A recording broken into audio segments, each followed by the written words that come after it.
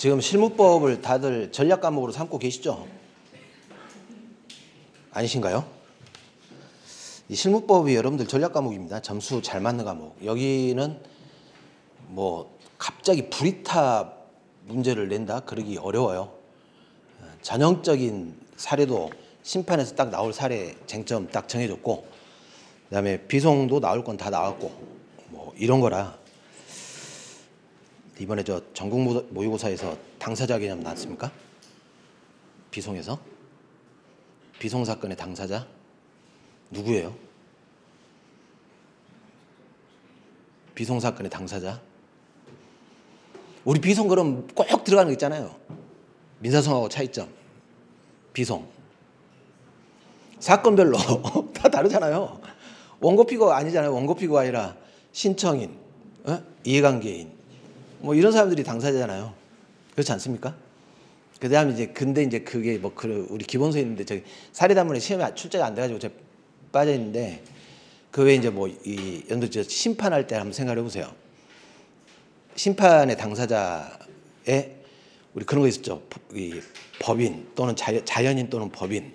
근데 법인인데 그 단체인데 법인이 아니면 대표자나 관리자가 정해져 있으면 그 단체 법인 명의로 제기할 수 있다. 뭐 그런 거 쓰시는 거죠. 그다음에 뭐 참가인 기억나십니까? 참가인 뭐 그런 거 쓰시고. 근데 참가인이 비송 사건에는 의미가 없어요. 대등 당사자 간의 권리 의무가 아니기 때문에 이제 그런 게 사실 이제 득점 포인트긴 한데, 근데 그게 조문이 없어요 저희가. 그 문제들은 그냥 비송 사건법, 민사송법을 유추 적용할 수 있냐 없냐 그 문제라 좀 내기는 좀 그럴 것 같긴 합니다만은. 자, 가시죠. 2회차 문제입니다. 오늘 문제인가요, 이게? 그렇죠. 이 유사한 문제가 저희 4회 때인가 한번 출제가 됐습니다. 근데 제가 이거를 사례를 왜 만들었냐면은 우리 시험은 아니고 중앙행정심판위원회 최근의 재결 중에 주택관리사 사건이 하나 있었어요. 근데 주택관리사도 어차피 뭐 이게 1차, 2차 이렇게 시험 보려면 주관식은 아니지만 뭐 이게 들어가니까 유사해서 한번 만들어봤습니다. 근데 이 의외로 이게 시험에 나오면 쓰기가 쉽지는 않으세요.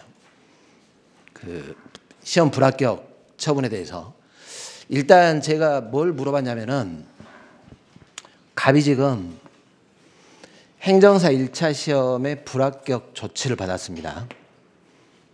근데 여기서 이런 걸 안 물어보겠죠. 사례에서. 뭐 행정사 1차 시험에 합격 기준이 어떻게 되냐 이런 거 물어보지 않을 거예요.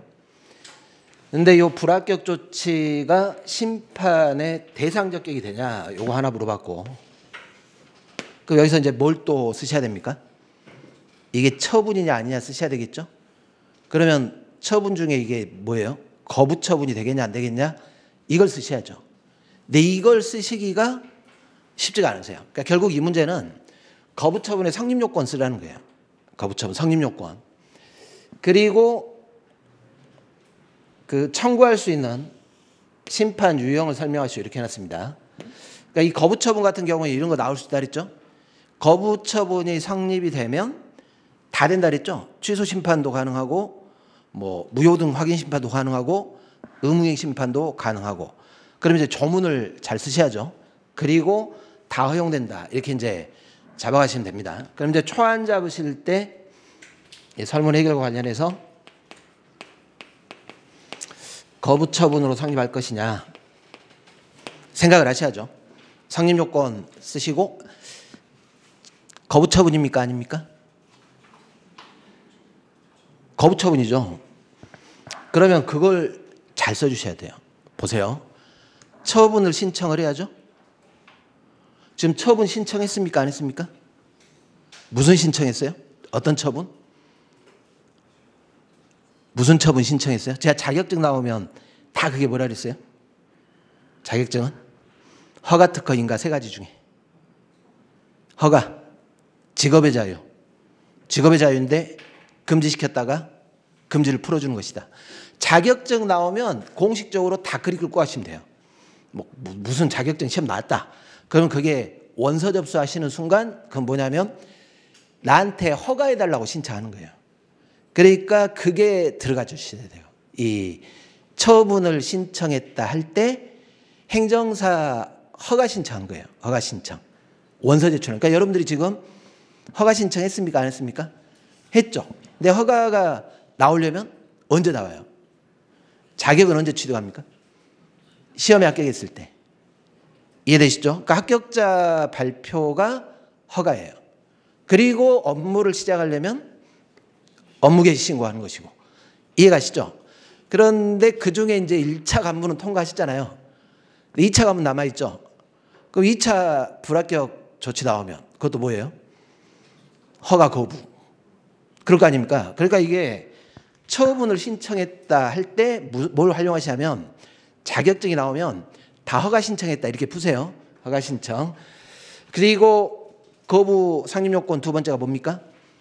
그 거부로 인해 직접적인 법률관계에 영향을 미쳐야 되죠? 그럼 법률관계에 영향을 미쳤습니까? 안 미쳤습니까? 미쳤죠. 뭐? 어떤 법률관계? 2차 시험을 제한시켜버렸잖아요. 거기까지 합격을 해야 허가가 나오는데 그걸 제한시킨 거기 때문에 직접적인 법적 효과도 나왔어요. 그러면 이제 법규상 조리상의 신청권이 있을까라는 건데 행정사법에 시험 원서 제출하는 게 다 뭡니까? 그 국민들한테 다 신청권 준 거예요. 우리가 저 신청권을 판단할 때는 어떻게 판단한다 했어요? 신청인을 기준으로 판단한다 했습니까? 일반 국민을 대상으로 법이 추상적으로 권리를 인정하냐 이걸로 판단한다 했죠. 그러니까 행정사법이 있다는 것 자체가 일반적으로 국민들한테 이게 직업의 자유라 했죠. 허가 신청권 인정을 해준 것이다. 이런 식입니다. 그래서 거부처분이 성립한다. 이렇게 쓰시고 그리고 이 거부처분은 세 가지 심판 다 대상이 될 수 있다. 이렇게 쓰시면 되는 겁니다. 그래서 대상적격 심판 종류인데 대상적격 그대로 가시면 돼요. 행정심판의 대상은 처분 또는 부작위.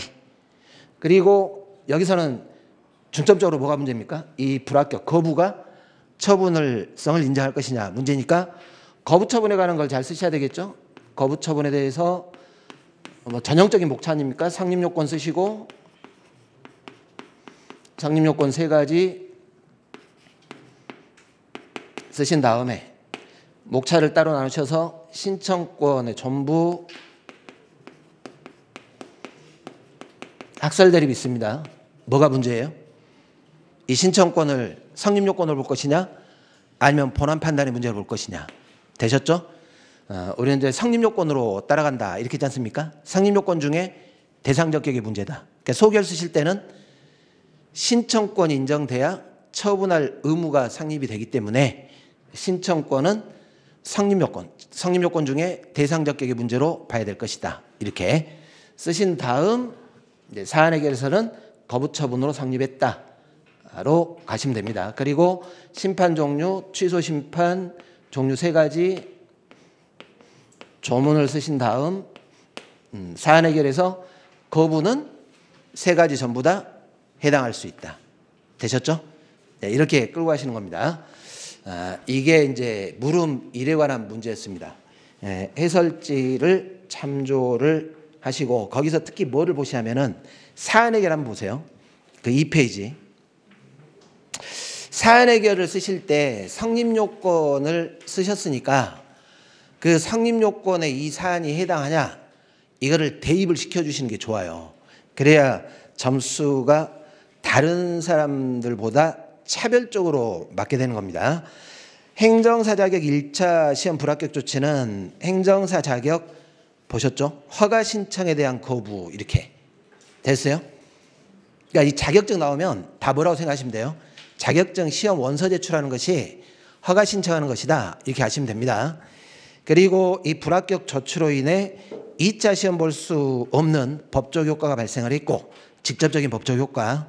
일반 국민은 이렇게 해놨습니다. 일반 국민은 행정사법에 의해서 행정사 자격 허가 신청을 법규상 신청권이 인정되기 때문에 1차 시험 불합격 조치는 행정심판 대상되는 거부처분에 해당한다. 그리고 이제 심판의 종류인데 이거 의외로 심판 종류 조문을 잘 못 쓰시더라고요. 자, 취소 심판은 처분의 취소, 변경, 요구하는 심판. 그렇잖아요. 처분의 취소 변경을 하는 심판. 심판 청구인이 그걸 요구하는 거 아닙니까? 무효하기는 효력 유무 존재 여부에 관한 확인 심판. 되셨죠? 자, 의무이행 심판. 대상이 뭐예요? 행정청의 거부나 부작에 대해서 처분 또는 처분의 이행을 하는 심판. 되셨죠? 이걸 의외로 잘 못 쓰시더라라는 겁니다. 이게 가장 기본적이고 점수를 주려고 하는 건데, 그러면 여기는 거부처분 성립했고 세 가지 다 가능하죠. 뭐만 제기해라 이건 아닙니다. 자, 물음 2를 가보시면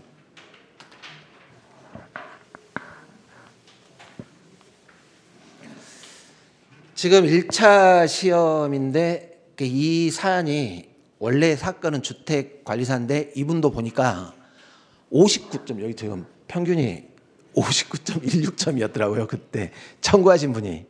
근데 한 문제가 민법 문제 가지고 이의제기를 한 거예요. 야, 이거 정답이 좀 이의신청 받아가 좀 처리를 좀 해달라. 복수정답으로 정답이 아닌 것 같다. 이렇게 해줬는데, 요구했는데 결론적으로 안 받아줬어요. 이 사건에서는. 자, 아무튼 1차 시험은 불합격을 했는데, 그러니까 한 문제 이것만 정답 처리를 해주면 이 사람 뭐 할 수도 있습니까? 2차 시험 볼 수 있잖아요. 그렇죠? 그러면 이제 갑이 지금 이제 심판을 청구했고 재결 전이라도 2차 주관식 시험에 응시하기 위해서 취할 수 있는 심판법상 구제 수단이 어떠한 것이 있는지 설명하시죠. 이렇게 해놨습니다. 자, 여기서 여러분들이 잘 보셔야 될 것이 시험장에서 제일 많이 실수하시는 게 이런 부분이세요. 여기 잘못 주소를 잡으시면 완전히 주제가 어긋나요. 지금 재결 나왔습니까? 재결 나오기 전입니까? 그렇죠.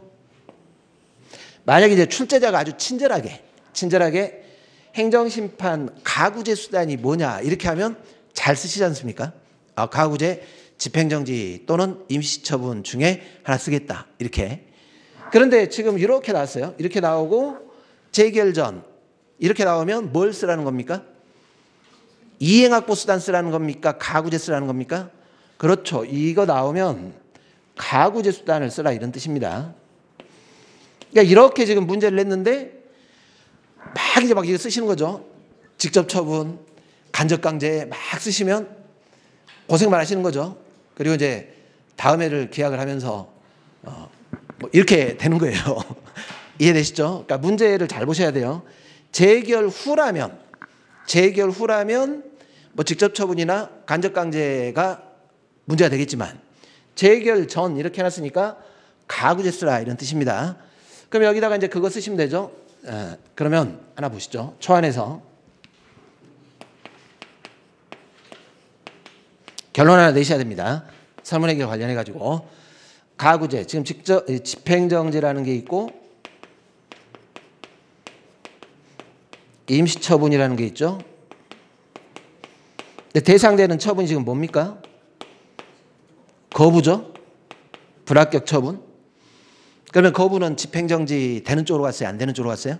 안 되는 쪽으로 갔죠? 임시처분 쪽으로 끌고 가겠다. 이렇게. 이해가시죠? 근데 임시처분에서 주의하실 게 잘 기억하셔야 됩니다. 임시처분의 요건에는 집행정지하고 달리 뭐가 있어요? 위법 부당하다고 상당히 의심 가야 됩니다. 전제로 깔려줘야 돼요. 근데 여기만 봐가지고는 지금 위법 부당하다는 게 좀 뭐 의심 가는 게 좀 보입니까? 잘 모르겠죠? 그럼 설문 해결에다 뭐라고 쓰세요? 임시처분은 되는데 그 단서 하나 달아주시면 돼요. 위법 부당하다고 상당히 의심된다면 임시처분이 허용된다. 뭐 그렇게 쓰시면 되잖아요. 그게 안 나왔으니까. 그렇죠? 근데 만약에 이제 이런 걸 넣어주면 좋죠. 명백하게 최근 판례가 있는데 그 판례가 반영되지 않은 정답을 막 이렇게 넣어주면 위법 부당이 좀 의심된다. 막 이렇게. 왜 문제 풀 때 객관식은 되게 뭘로 풀게 해놨어요? 다툼이 있으면 판례 의한다 이렇게 돼 있는데 판례가 있는데 왜 판례하고 안 맞게 정답 처리했냐 뭐 이렇게 나오잖아요. 이제 그러면은 위법 부당하다고 의심할 때 그걸 큰 걸로 잡으시는 것이고 그런 말이 없다면 이제 그걸 단서로 잡아주시면 돼요. 됐습니다. 사례쟁점에서는 이걸 쓰시면 되죠. 이 불합격 조치가 거부처분이란 점에서 거부처분에 대한 가구제 수단이 문제가 되는데 특히 뭐가 쟁점입니까? 거부는 이게 문제죠. 집행정지가 허용될 것인가 이렇게. 허용되지 않는다면 임시처분이 될 것이냐 이게 문제가 됩니다. 집행정지 의 쓰시고 아까 봤던 요건 쓰시고 이 요건에서 요건 중에 뭐와 관련해서 문제예요? 거부처분은. 첫 번째 요건이 집행정지 대상되는 처분이 존재할 것. 두 번째 요건이 적법한 심판 청구가 계속 중일 것. 세 번째 요건이 중대한 손해 예방에 필요가 있을 것. 네 번째가 긴급할 것. 이 중에 뭐가 문제입니까? 1번이죠. 1번. 집행정지 대상되는 처분에 이렇게 들어가셔야 돼요. 이 요건 1번 정지 대상되는 처분에 거부 처분이 포함될 것인가가 견해 대립이 있다. 이게 문제 소재입니다. 거부 처분의 집행정지 가능성 독립목차로 되셨어요? 근데 여기서 제일 중요한 게 또 뭐라 그랬습니까? 어차피 집행정지 결정 인용을 해줘봐야 인용재결의 기속력 중에 재처분 의무가 있었는데 여기는 재처분 의무가 있어요 없어요? 이게 없더라는 거예요. 그게 학설 대립에서 들어가줘야 됩니다. 그러니까 이 학설 중에 부정설은 이게 없다는 거죠. 집행정지 결정을 한들 정지 결정을 한들 재처분 의무가 없다. 그러면 가구제 실익도 없다는 거죠. 이게 없어버리니까 어차피 집행정지 결정해봐야 재처분 뭐 아무런 조치를 받을 수가 없다 이렇게. 자, 이 애외적 긍정설 있죠? 제한적 긍정설 또는 애외적 긍정설. 일반적으로는 인정 안 되는데 사안에 따라서는 정지 결정으로 인해서 뭔가 회복되는 이익이 생기는 경우도 있을 것이다. 그죠? 자, 긍정설은 자, 이건 없어요. 이건 없는데 정지 결정의 일반적인 기속력이라는 게 있기 때문에 이 일반적 기속력에 근거해서 뭔가 행정청이 잠정적인 재처분을 하지 않겠냐? 이렇게 가는 겁니다. 그러니까 긍정을 하자. 자, 판례는 일률적으로 부정한다 그랬습니다. 여러분들이 소결을 내실 때 이걸 잘 써주세요.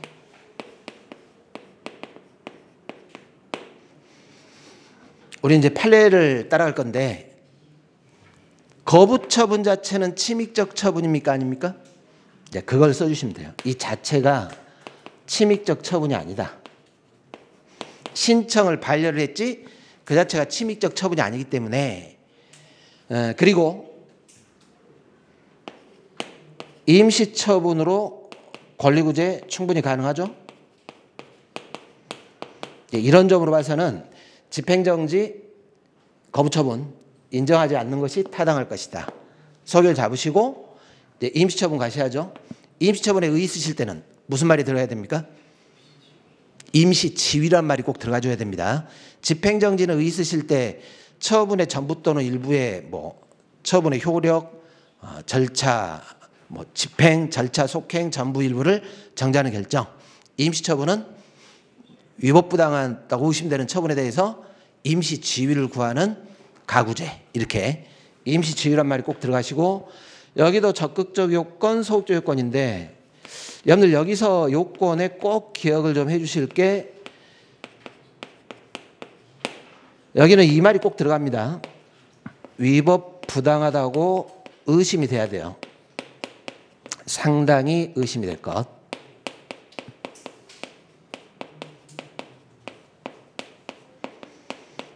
자, 나머지는 비슷합니다. 적법한 심판 청구가 계속 중이고 임시 지위를 정할 필요성이 있고, 그리고 사실 이 집행정지 사유가 뭐였냐면 중대한 손해예방의 필요성이었죠. 임시처분도 사실은 사유가 중대한 손해예방의 필요성하고 유사해요. 근데 이제 조문이 두 개를 조금 나눴잖아요.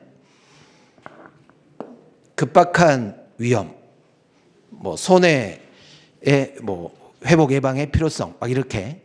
근데 사실 제가 볼 때는 그렇게 나눠서 써도 되고, 어차피 뒤에 조문이 따로 있어가지고 중대한 손해예방의 필요성은 요 사유로 보겠다 이런 말이 있으니까 그렇게 쓰셔도 큰 잘못은 없을 것 같습니다. 이쪽에 손해예방의 필요성과 급박한 위험 방지의 필요성, 이렇게 이제 나눠졌는데 대략 쓰시면 될 것 같습니다. 그리고 소극적 요건을 잘 쓰시는데 마찬가지로 여기도 공공복리에 현저한 영향을 미치면 안 됩니다.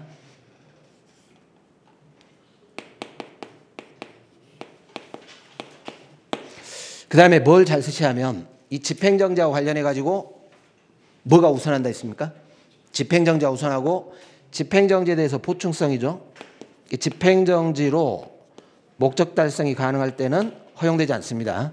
집행정지로 목적 달성이 곤란해야 됩니다. 전형적으로 이게 이제 거부처분 같은 게 일이 들어가겠죠. 이해되시죠? 거부나 부작위 같은 것이. 그러면 이제 사안 해결하실 때 이거 쓰시면 되죠.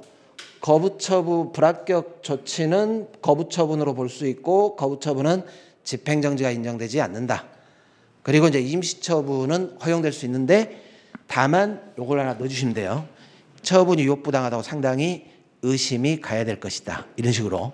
예, 이렇게 가지고 사안 해결 하시면 될 것 같습니다. 자, 넘어가시죠. 행정사 법인의 설립과 해산에 대해서 설명하시오 이렇게 해놨습니다. 이 법인의 의의를 쓰실 때는 법인을 왜 만든다 했습니까? 네, 거기에 그 말이 들어가셔야 됩니다. 업무에 대해서 전문적이고 조직적으로 업무를 수행하기 위해서 몇 명 이상이에요? 3명 이상이 행정사 법인을 설립할 수 있습니다. 그러면 이제 법인 설립할 때 먼저는 여기 구성원, 행정사 법인의 구성원이 될 자가 정관을 작성을 해서 인가를 받아야죠. 행정안전부 장관의 인가.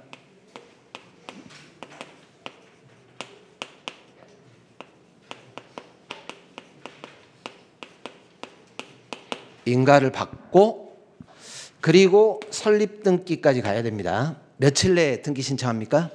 14일 내에. 어디다가 해요? 주사무소 소재지 관할 등기소에 하는 겁니다. 신청은 누가 해야 돼요? 전원이. 구성원 행정사 전원이 신청을 해줘야 됩니다. 전원 신청. 그리고 반드시 이 말이 꼭 들어가셔야 됩니다. 이때 뭐가 돼요? 이때 등기가 됐을 때 법인이 성립한다라는 걸 꼭 쓰셔야 돼요. 그러니까 인가받았을 때 성립합니까? 법인 등기까지 돼야 성립합니까? 등기가 돼야 성립하는 겁니다. 그리고 이거 확인해야죠. 행정안전부 장관은 등기가 됐는가 확인하는데, 할 수 있다요? 확인해야 한다요? 해야 한다. 잘 쓰시고. 자, 해산은 해산 사유를 잘 쓰시면 됩니다. 4가지가 있죠. 일단 요 정관에다가 해산 사유를 정하는데 이게 발생을 했습니다. 정관에서 정한 해산 사유. 또 전원이 동의를 했다. 외우셔야죠. 또 합병이나 파산,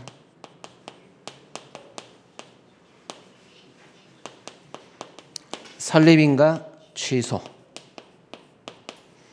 자, 여기는 설립할 때는 등기인데 해사는 굳이 등기할 필요 없죠. 뭐만 하면 됩니까? 신고하면 됩니다. 누가 해요? 청산인, 해산이니까. 구성원이 하는 게 아니라 청산인이 해산 신고를 합니다. 지체 없이 이렇게 쓰시면 될 것 같습니다. 그러니까 여기도 시간 전략 차원에서 약하게 될 겁니다. 자, 비송사건 심리입니다. 심리의 의의를 쓰실 때 무슨 말을 꼭 쓰셔야 했어요? 심리의 의의. 법원이 뭐 하는 겁니까? 사건 재판 결정하기 위해서 사실관계 확정을 위해 사건에 관한 사실관계 확정을 위해서 사실관계를 조사하는 거.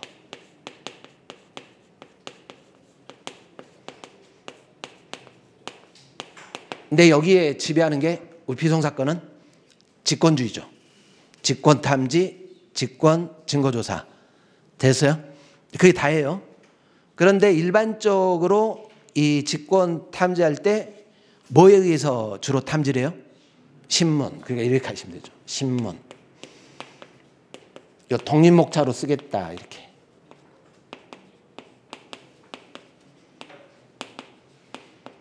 신문. 필수적입니까? 임의적입니까? 임의적. 살 붙이셔야 됩니다. 그러니까 반드시 신문을 할 필요는 없어요. 이게 일반적이지만 신문이 가장 일반적인 사실관계 조사 방식이지만 임의적입니다. 그래서 만약에 법률에서 당사자 의견을 꼭 듣도록 돼 있다 하더라도 그 의견 듣는 게 반드시 신문입니까? 서면 제출로 끝낼 수도 있어요. 서면 제출로 끝낼 수도 있다. 이렇게.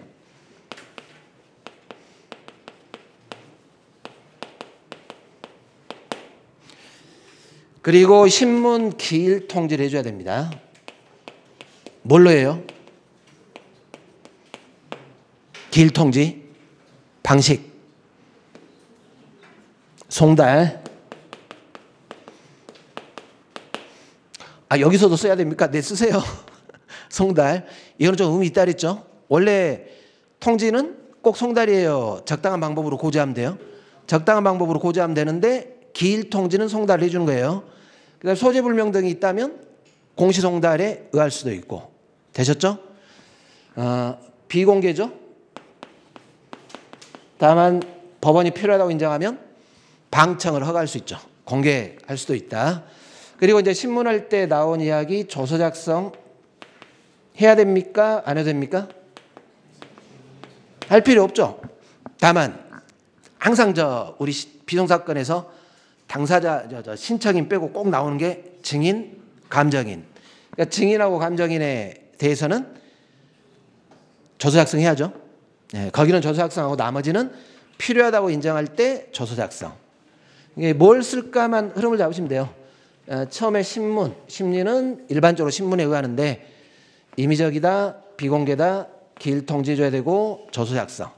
이런 게 이제 들어가냐 안 들어가냐가 중요하겠죠. 이 답안에. 그리고 직권탐지 증거조사를 따로 목차로 잡아놨습니다. 직권탐지는 말 그대로 법원이 직권으로 사실조사를 하는데 대다수가 뭐예요? 신문. 신문만 있습니까? 사실조사할 때 다른 방법도 있습니까? 다른 방법 뭐가 있을까요? 사실조사 다른 방법. 현장 가면 되죠. 현장 가서 조사하고 아니면 네, 전화로 할 수도 있고 또 서류 제출, 자료 제출. 갑자기 이 적막한 분위기를 여러분들 행정조사 기본법의 조사 어떻게 해요? 가장 일반적인 거. 이거 하잖아요. 어떻게 해요 이거? 출석 요구, 질문. 그거 이거잖아요 이거. 그러니까 조사 기본법의 조사나 여기 조사나 뭐 다르겠어요? 비슷하겠어요? 비슷하겠죠. 아니면 거기도 뭐 합니까? 자료 제출, 보고 요구, 현장 조사, 현장 나가서 영치도 하고 뭐 그러잖아요. 시료 채취도 하고. 이해되세요? 거기하고 여기하고 뭐가 다릅니까? 비슷합니까? 비슷해요. 네? 조사는 다 그렇게 하는 거예요. 조사는. 민사소송은 어떻게 할까요? 민사소송? 사실조사? 거기는 당사자한테 맡긴다 그랬죠? 그럼 어떻게 해요? 그렇죠. 당사자가 자료 제출, 증거 제출 뭐 이렇게 갈 거 아니에요. 현장 조사도 필요하면 할까요? 안 할까요? 해요. 필요하면 법원이. 근데 그걸 법원이 안 하죠. 왜냐하면 맡기잖아요. 아니, 변호사가 해갖고 나한테 주면 되지 내가 왜 가? 막 이렇게 가는데 여기는 뭐 직권으로 하는 거니까 알아서 하는 겁니다. 그러니까 여기는 뭐라고 쓰시면 돼요. 직권탐지. 법원이 신청이 없더라도 직권으로 사실관계를 조사하는 것이다. 증거조사. 필요하다고 인정하면 적당한 방법으로 증거조사할 수 있다. 쓸 말이 별로 없죠, 여기. 직권이니까. 그렇지 않습니까? 이게 뭔가 지금 직권탐지, 직권증거조사 그러면 뭔가 거창한 것이 있을 거라고 생각하는데 없어요. 어떤 말인지 아시겠죠? 시험장에서 자꾸 저거 고민하시면 안 됩니다. 이거 잘 쓰시고 이거 쓰고. 자, 문제 이렇게 나왔어요. 심리에 대해서 설명하시오. 이렇게 안 나오고 비송사건의 직권탐지, 직권증거조사를 설명하시오. 또는 비송사건 심리의 직권주의를 설명하시오. 이렇게 나왔습니다. 뭐 쓰세요? 이거 쓰시면 돼요. 이거. 어떤 말인지 아시겠죠? 이 문제나 직권탐지, 증거조사나 같은 내용이라 했습니다. 다만 이제 거기는 제가 이제 내용에다가 요 증거조사 관련해 가지고 원래 민사소송은 증거조사가 변론주의죠. 대등한 당사자 간의 공격방어. 비송사건은 변론주의입니까? 변론주의 아닙니까? 변론주의 아닙니다. 아니니까 어떻게 해요? 입증 책임의 문제가 필요하지 않다. 다만 진위불명이라면 그때는 증명 책임의 문제가 나올 수 있다. 간단히 쓰시면 돼요. 되셨죠? 그 다음에 증명할 때 엄격한 증거조사입니까? 자유로운 증명입니까? 자유로운 증명. 그런 거 살만 붙이시면 되는 겁니다. 그러니까 심리 파트는 머릿속으로 뭐만 딱 떠올리시면 돼요. 뭐부터 쓰겠다. 심리에 의 쓰시고 신문 쓰고 직권탐지 증거조사 쓰겠다. 이렇게 하면 끝나는 겁니다. 쉽죠? 비송사건. 그러니까 고득점을 하셔야 돼요. 이해되세요? 조문도 몇 조 안 됩니다. 이거. 별로. 조문도. 실무법은 틀 잡고 잘 쓰시면 됩니다. 그러면 이제 막 속으로 너야 맨날 강의하니까 그래. 시험장 가봐라. 떨려가지고 뭐부터 써야 될지. 그래서 초안 잡는 연습을 하시라고 하는 거예요. 지금 여러분들 며칠 남으셨어요? 아직도 그렇게 많이 남았습니까? 40일이 넘게 남았어요. 지금도. 27일이니까 지금 오늘이 16일입니까? 17일인가요? 오늘이? 40일 남았네요. 40일이면 뭐 과목별로 한 5, 6회독은 하고 가시겠네요. 1일 특강까지 끝났으니까 뭐 10회독도 하고 가시겠는데요. 자료 막 쭉쭉 하루면 1일 특강 자료 다 과목별로 볼 수 있는 거 아니에요? 네 과목이니까 일주일에 2회독. 네. 하시기 바랍니다. 그러니까 자꾸 지금 남은 시간에 처음에 여러분들 공부하는 방식하고 똑같이 가시면 안 돼요. 처음에 하실 때 여러분들 어떻게 했어요? 기본서 보고 밑줄 긋고 외워지지도 않는데 막 외우려고 하고 뭔 말인지도 모르는데 막 외우시잖아요. 그렇지 않습니까? 이게 뭔 말인지도 모르는데 막 외우세요. 그러니까 안 외워지죠. 뭐 이해를 가가지고 내가 이거 쓰면 되는 건데 그럼 지금 여러분들은 무슨 작업을 해야 되냐면 약술량이 약 60%니까 사안 해결은 사례 단문집에 있는 사례 보면서 사안 해결 쟁점 못 쓰겠다. 그러니까 쟁점도 거의 약술식으로 써야 될 거는 쓰셔야 되겠죠. 그거 하는데 지금 여러분들이 하실 작업은 뭐냐면 기본서 다시 처음부터 막 이렇게 읽으려고 하지 마시고 이 주제가 나오면 초안작 하는 연습하시라니까요. 이거 쓰겠다. 방금처럼 심리 나오면 의 쓰고 신문 쓰고 직권탐지 증거조사 쓰겠다. 신문에는 뭐 쓰면 돼요? 신문에다가 임의적이다, 비공개다, 기일통제 어떻게 한다. 뭐 쓰면 되잖아요. 이해가세요? 그 연습을 하시라니까요. 그리고 똑같이 교재에 있는 거 똑같이 쓰려고 하지 마시고 그걸 이제 풀어서 이제 쓰는 연습들을 하시면 돼요. 그러면은 그 답안이 이렇게 틀이 잡히니까 점수를 받으시는 거예요. 그리고 가끔 이제 예를 들어 뭐 이렇게 기간이 좀 틀릴 수도 있잖아요. 그러면 출제자가 뭐 그럴 수도 있죠. 그래갖고 점수 주세요. 뭐 14일인데 13일 썼다. 그것 때문에 빵점 이렇게는 안 할 거 아닙니까? 그렇지는 않을 거예요. 약술은 그렇게 하시면 돼요. 약술은. 다른 과목도 그렇게 하세요. 다른 과목도. 제일 힘들어 하시는 게 사무관리라면서요. 그 쓰면 되는 거 아닙니까? 그거? 문서가 뭐냐? 문서는 의사표시 문자로 써가지고 작성하는 거다. 이게 문서. 근데 공문서는 행정기관이 하거나 아니면은 뭐 사인이 만들어갖고 제출하면 그 공문서다. 더 이상 못 쓸 게 있나요? 그럼 이제 문서의 성립 요건. 뭐 잘하시는 거 있잖아요, 여러분들. 행정법에서 하셨던 거. 권한 있는 기관이 적법한 절차를 거쳐서 명확하고 실현 가능한 의사 내용을 가지고 뭐 하는 거 아닙니까? 뭐 어렵지 않을 것 같은데. 근데 제가 봐도 좀 그렇더라고요. 아니, 그 과목을 왜 대통령령을 넣는가 모르겠는데 민원 처리 관한 법률은 내가 중요하니까 이해를 하겠지만 아무튼 거기도 주제별로 그렇게 이거 나오면 뭐 쓴다 이렇게 가시면 돼요. 이렇게 그 연습하세요. 그 연습 지금부터. 그거는 여기 설명하는 이런 선생님들이 이렇게 만들어주는 것보다 여러분들이 이렇게 초안 작성하면서 목차 잡은 게 훨씬 좋아요. 그러니까 목차를 멋있게 막 잡으려고 하지 마시고 이 주제가 나오면 이거 쓴다. 한 서너 개 크게 잡아가지고 그 연습을 하세요. 그리고 자꾸 보면서 머릿속으로 떠올리시면은 그러면 대략적으로 쓰시면 거의 점수 주실 거예요. 작년도가 제가 볼 때는 애외였어요. 작년도에 사무관리 점수 안 준 게 좀 애외였고 원래 저 사무관리는 점수 잘 줬는데 근데 희한하게 여기는 점수를 안 줘요.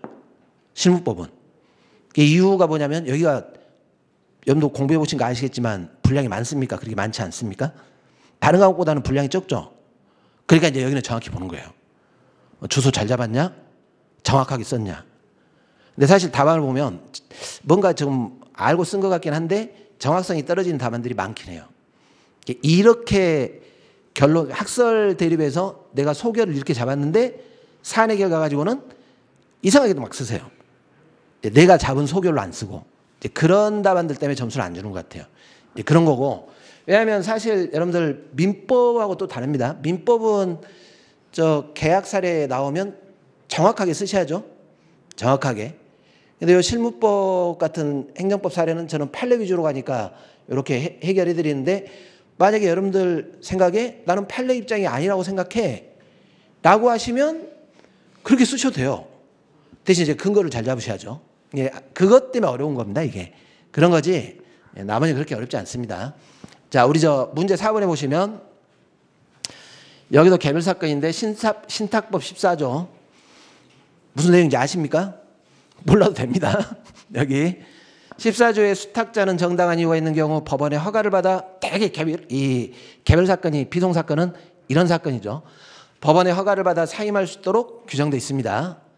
자, 이게 이제 신탁법상 수탁자 사임 사건인데 그러면 이제 법원한테 사임 허가 신청하겠죠? 이때 이 경우 우선관할과 이송에 대해서 설명하시죠. 그럼 뭐만 쓰시면 돼요? 그렇죠. 우선관할하고 이송만 쓰시면 됩니다. 그러면 여러분들 우선관할이 나오면 의의를 잘 쓰셔야죠. 우선관할은 출발이 지금 뭐냐면 관할법원이 하나입니까? 여러 개 법원이 나올 수 있습니까? 그렇죠. 관할의 경합부터 쓰셔야 됩니다. 여러 관할법원이 나올 수 있는데 우선관할을 주는 거죠. 어디만? 최초로 신청받은 법원만 관할권을 주는 것. 이게 우선관할입니다. 그런데 이게 왜 우리 시험에 자주 출제되냐면 비송사건 절차법이 이렇게 돼 있어요. 그걸 잘 쓰셔야 돼요. 비송사건 절차법이 관할이 경합됐을 때 우선관할로 규정이 되어 있습니다. 이걸로. 그래서 의의를 쓰실 때는 관할의 경합 해가지고 관할법원이 여러 개가 있을 수 있는 경우 최초로 신청을 받은 법원에게만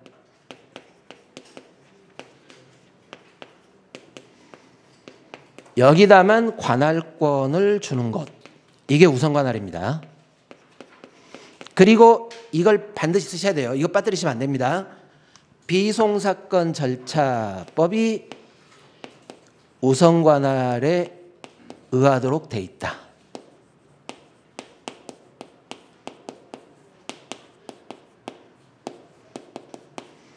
됐죠? 그래서 우리 비이송사건 절차법은 개별 사건 같은 데 보면 여러 관할 법원이 나올 수 있잖아요.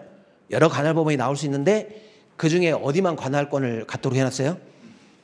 최초로 신청받은 법원만 관할권이 있습니다. 이걸 잘 쓰셔야 돼요. 이걸. 그럼 이제 쉬워지세요. 자, 일단 최초로 신청받은 우선 관할 법원이 나왔다라는 것입니다.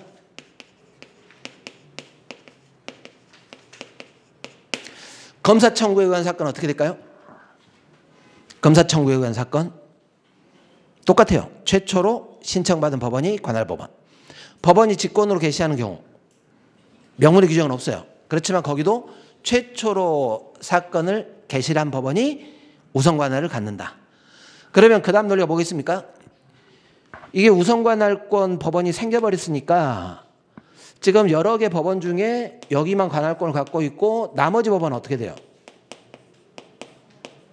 관할권이 있습니까? 관할권이 지금 없습니까? 관할권이 없죠?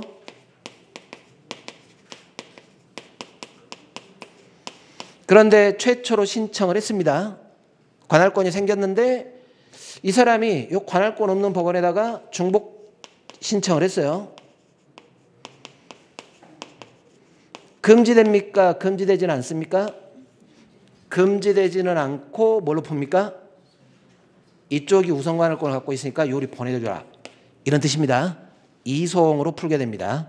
그러니까 결국 우선 관할과 이송은 같이 맞물려서 가는 겁니다. 어떤 말인지 아시죠? 그러니까 이걸 잘 쓰셔야 나머지 논리를 전개할 수 있어요. 그래서 중복제소와 관계, 중복제소가 금지되는 건 아닌데 뭘로 풉니까? 우선관할로 푼다. 우선관할로 푼단 말은 뒤에 이제 이송에서 보시겠지만 이 관할권 없는 법원은 각하하지 말고 사건을 우선관할 법원으로 이송하라 이런 뜻이에요. 그래서 직권으로 개시되는 경우도 우선관할로 풀고 이렇게 여러 법원에 신청이 들어갔을 때 그렇게 푸는 겁니다. 이송을 할 때는 두 가지를 꼭 생각하세요. 두 가지. 일단 이쪽이 우선관할을 갖고 있는데 이쪽 법원이 보니까 여기가 훨씬 더 재판하는 게 적당할 것 같은데 이 말이죠. 그러면 이쪽으로 뭐 할 수 있어요? 이송할 수 있어요. 근데 이거는 반드시 이송을 해야 돼요. 임의적이에요. 이건 재량이에요. 그래서 우리 기출문제에 뭐가 한번 나왔냐면 재량 이송에 대해서 설명하시오. 이렇게 나왔어요. 그럼 재량 이송은 결국 뭘 쓰라는 거예요? 결국 이거 쓰라는 거예요. 우선관할권을 갖고 있는 법원이 적당하다고 인정하는 법원에다가 사건을 이송할 수 있다. 이 문제입니다. 자, 그런데 이제 반대로 이쪽 법원은 요리 이송하죠? 자, 이거는 관할권이 있습니까? 없습니까? 없죠. 없으니까 이쪽은 반드시 이송을 해야 됩니다. 필요적이에요. 그럼 끝에 여러분들이 잘 쓰셔야죠. 목차 나누셔가지고 우선관할 법원이 이송하는 경우도 있고 그러면 이때는 하여야 한다 이렇게 해야 됩니까? 할 수 있다 이렇게 하셔야 돼요. 할 수 있다. 적당하다고 인정되는 법원으로 이송할 수 있다. 되셨죠? 자, 관할권이 없는 법원이 이송할 때는 우선관할 법원으로 이송하여야 한다. 되셨어요? 푸실 때 이송하여야 한다.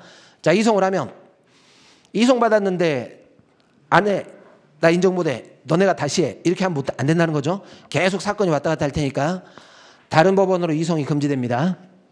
그리고 처음부터 이송받은 법원에서 재판이 계속된 걸로 보겠다. 되셨어요? 그 다음에 이 이송 결정에 대해서는 원칙적으로 불복을 할 수 있어요? 없어요? 못 하는데 이제 그런 경우는 있겠죠. 이송으로 인해 권리를 침해받았다면 그러면 불복할 수 있다. 어떤 문제 아시죠? 자, 우리가 시험장에서 법원이 이제 이런 이송 같은 것도 다 법원이 결정하지 않습니까? 그러면 여러분들 목차를 잡으실 때 법원이 재판했다, 법원이 결정했다, 그러면 항상 목차에다가 뭘 꼭 쓰시냐면 불복을 한번 꼭 쓰셔야 돼요. 어떤 말인지 아시죠? 불복을. 거기까지가 배점으로 잡혀 있을 테니까 불복을 쓰는데 막 그런 거 쓰지 마시고, 뭐 통상한 거, 즉시한 거 쓰지 마시고 뭘 쓰냐면 불복이 되냐 안 되냐, 그런 걸 쓰시는 거예요. 그런 걸. 이송 신청권이 있을까요, 없을까요? 이송 신청권. 이거 지금 이송하라고 요구하고 있습니까? 보니까 법원이 알아서 이송하고 있습니까? 법원이 알아서 이송하고 있잖아요. 예, 엄밀히 말하면 이송 신청권은 없어요. 그러니까 이송에 대해서 이송 신청했더니 왜 안 해줘? 이걸로는 못 다투는 거예요. 못 다투는데 그 이송 결정 때문에 권리를 침해받았다면 그러면 불복할 수 있다. 뭐 이렇게 이제 쓰시는 겁니다. 여기까지 쓰시면 돼요. 여기까지. 내용 채우실 수 있겠죠? 자, 초한자 넣는 연습하신다 했습니다. 우성관할 뭘 잘 쓰셔야 돼요? 의의에 무슨 말을 꼭 쓴다? 비송사건 절차법이 이걸 취하고 있다. 되셨죠? 그럼 나머지는 쉬워져요. 우성관할 법원이 생겼는데 그 다음 쓰실 게 중복제소 관계. 금지되는 건 아닌데 이송으로 해결한다. 우성관할로 해결한다. 그리고 법원이 직권으로 개시하는 경우 우성관할로 해결하고, 그다음에 이송 쓰실 때는 두 개 나누시면 돼요. 우성관할 법원이 이송하는 경우와 우성관할권이 없는 법원이 이송하는 경우. 우성관할 법원 이송할 때는 재량이니까 할 수 있다. 적당한 법원으로. 우성관할권이 없는 법원이 이송할 때는 필수적이니까 해야 한다. 관할권이 없으니까 우성관할 법원으로 이송해야 한다. 그래서 이송을 했다면 재차 이송하면 안 되겠죠? 반복적으로 이송을 금지시키는 것이고, 이송받은 법원의 재판이 처음부터 계속된 걸로 보겠다. 그 다음에 불복. 어차피 신청으로 가는 건 아닌데 이송 결정으로 권리를 침해받았다면 그러면 불복할 수 있다. 어떤 의미인지 아시죠? 이런 뭘 쓸까 내용만 잘 잡으시면 됩니다. 푸실 수 있겠죠? 좋습니다. 이렇게 해결하시면 될 것 같습니다. 자, 오늘 여기 보시고 다음 주에도 이 예문을 풀어보십시오. 가능하면 주 단위로 중복되는 쟁점은 제가 출제를, 이번에 집행정지를 썼는데 다음 주에 또 집행정지를 쓰진 않겠죠? 뭐 이제 3주 뒤에는 쓸 수도 있을 거 아니에요? 그러니까 이게 쟁점은 중복될 수 있지만 바로바로 중복은 안 시킬 거니까 써보시기 바랍니다. 자, 오늘 여기서 마치겠습니다. 감사합니다.